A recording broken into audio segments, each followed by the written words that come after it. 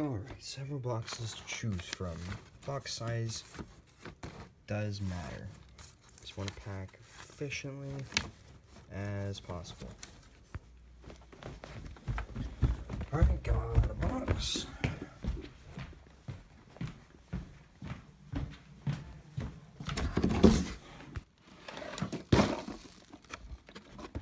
Alright, now we've got our box and what we're trying to pack. Gonna need to keep it tight and efficient. And now we've got all of our stuff. We also need something to pack with. So I've learned bubble wrap works really well, but also even plastic grocery bags and tissue paper can work really well. And even in a pinch, you've got tissues, toilet paper even, and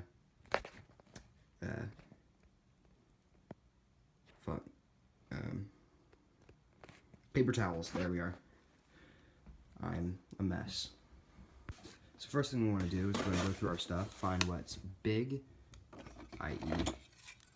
flyers like this, or if I had any in here, tanks. We're going to want to pack these nice and tight because they've got little bits and lots of extraneous pieces, as well as things like our land speeder here. Actually, we've got 3 of them. And then their accompanying stand, especially with pointy bits like that. We want to be very careful, so we're gonna wrap this guy up. Then his stand is actually relatively safe as is.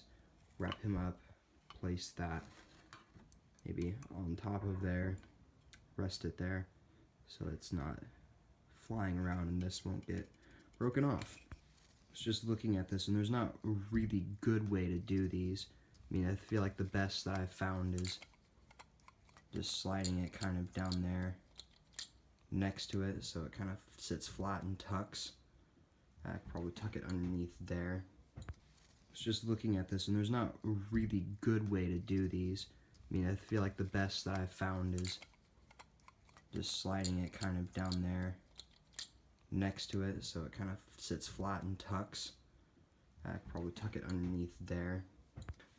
You can even use paper towels or even Ziploc baggies for squads of tacticals or hormagaunts and stuff. Actually, maybe not hormagaunts because those are like long and spindly and lots of breakable things. But yeah, definitely for tactical marines, probably termagaunts because termagaunts are pretty straight and solid. But yeah, basically your small battle line infantry troops will be pretty safe in a baggie. Alright, so now that we've got the Storm Talon in there, we've got the 3 land speeders, then we've got a whole bunch of tactical marines and bikes. These are going to be a little bit more difficult, but fortunately I've bought some things from places that send things in the little baggies, bubble wrap baggies, which will be perfect for those larger attack bikes that I don't want to get smashed or broken. And so these will actually fit pretty perfectly in there. Alright, so now we've got a little bit something a little bit more check. The fuck just broke off? Now I've got a little something more challenging. This guy is pewter and he's got a piece that kind of sticks out a bit beyond the rest of the model. So this might actually be a little bit trickier to package carefully, but I think we can probably get away with putting a tissue around him first and then wrapping him in bubble wrap, kind of using the tissue to fill in this empty space here, kind of give it some more, make it more of a ball rather than a empty space and a part that's just going to take the brunt. Now we're going to run into a similar problem here with this captain, and then also again with this chaplain. What the fuck again? And again with this chaplain, we've got a lot of parts that are just sticking out and up and frankly are just asking to be broken in shipping. So this is what we look like right now. We've got the Storm Raven, the speeders, the attack bikes, and then the captain here. So this guy, thinking the same tissue strategy, wrap him in bubble wrap. Maybe, I don't know. We'll see how it feels, and if it doesn't quite feel secure enough, we might try and do something a little bit different. Maybe pack him real tight in a little tiny box. So I've kind of run out of the medium-sized pieces of bubble wrap that will wrap around neatly.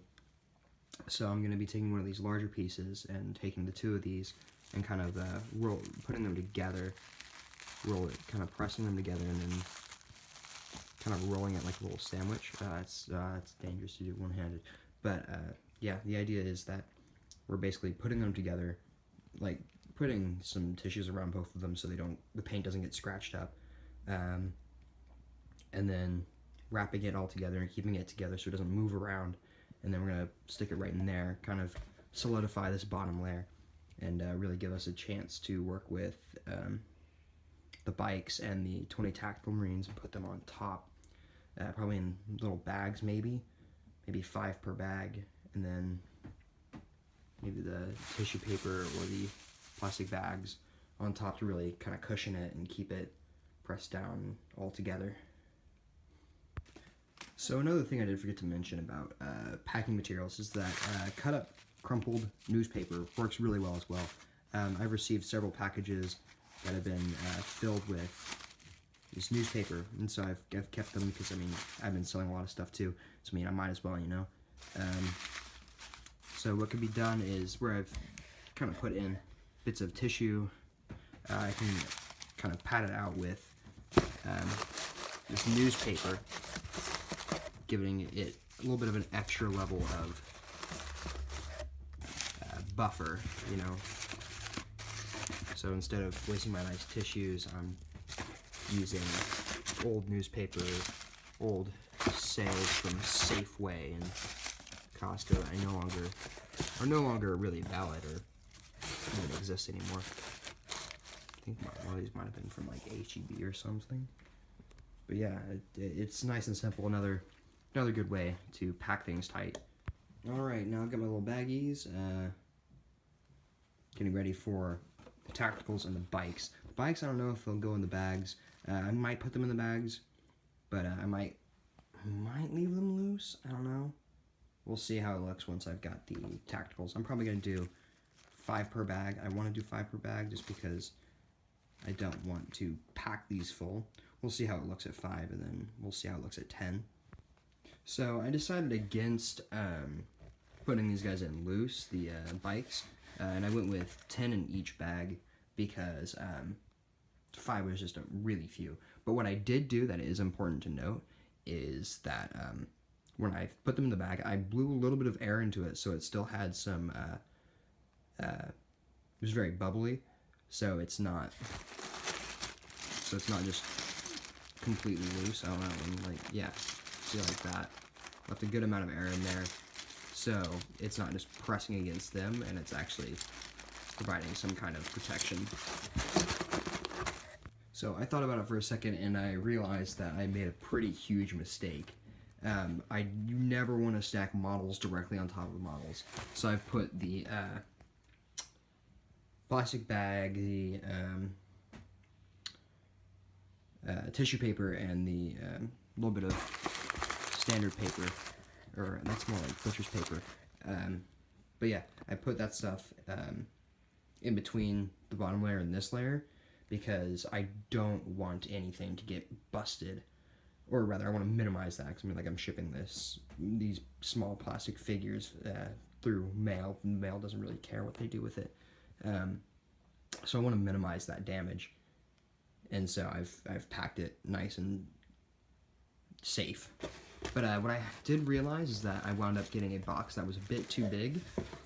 So I could either find a smaller box and repack this all, or I could just fill the crap out of this with safe stuff, you know, like more bubble wrap and stuff. So I'll actually need to go find more, which is easy enough. But yeah, so that's basically it. You want to actually keep, well actually, yeah, I'll just come back. Alright, so there we have it. We actually do want it to be a little bit over the top, so when we press it down, it secures everything in place, and it will be nice and firm, so when it gets tossed around and handled, maybe not so gently as we'd like, stuff won't move around and shake and rattle and smack and crack. So there we go. Awesome. Perfect. Now we, Jesus, that was nasty. Yeah, so we're done. And then we just need to close it up nice and neat. Tabs are there for a reason, Dan. We don't need to do the whole infinite staircase folding. Tape is your friend.